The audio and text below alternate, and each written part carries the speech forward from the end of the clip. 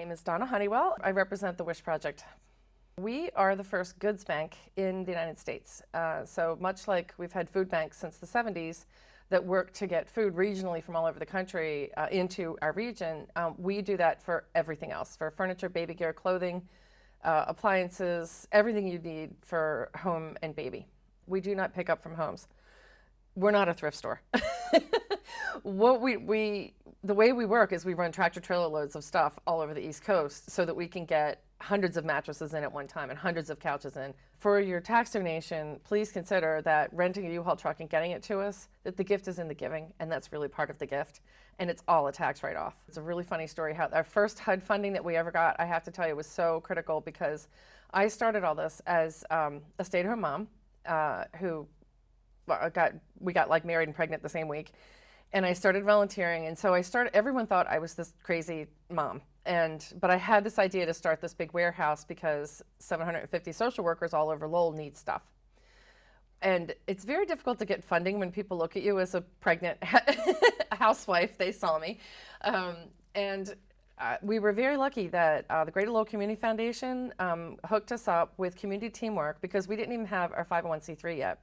Community Teamwork acted as our fiscal agent for like 5 minutes until we got our 501c3.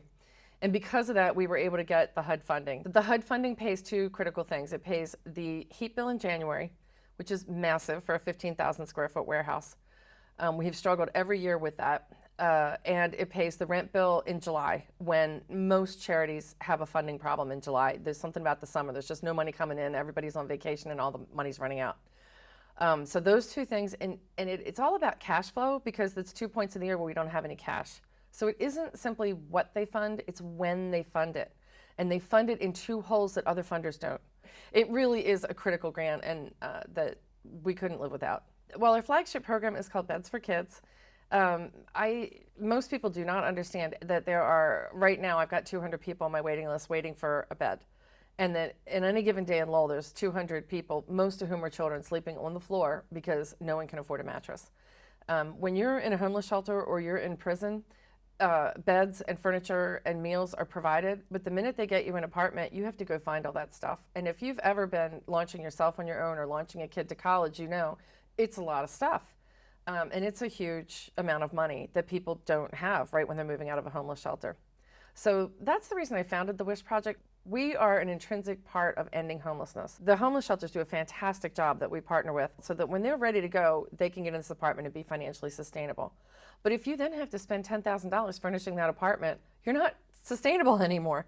So the fact that we supply in that first year, not just clothing every 4 months for your kids, diapers for your babies, all the baby gear that you need, really everything. Like I said, a birthday cake for your kid, a birthday present for your kid, Valentine's Day, Mother's Day gifts.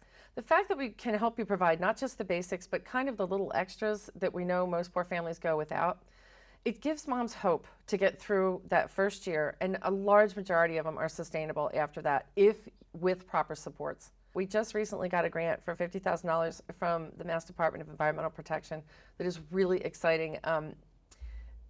We bought a 45-foot reefer, which is a refrigerated truck. It looks like a tractor trailer basically body, but it's got thick insulation on it. And by the time this launches, in fact, it should be done. It's going to be close to the wire, but we're soon going to be able to sterilize everything that comes into the warehouse. Absolutely sterile. And it's a project that I've scaled up from a smaller project in Virginia. We'll be the first goods bank in the country to be able to do this. And all donations will go into this truck, be heat treated and for 4 hours, and then when they come out, they'll be sterile. And that means the clothing, the bedding, the furniture, everything.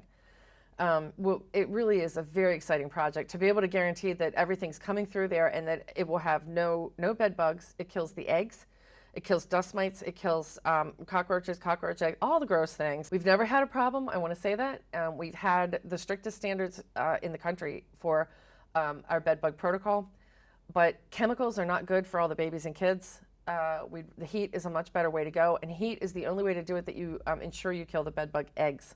It's just extremely exciting. And another chance of government funding doing something that we could never have done any other way. And it's all because we're going to massively reduce the amount of mattresses that are going into landfill. And we hope no child in Lowell will ever have to sleep on the floor for lack of a mattress.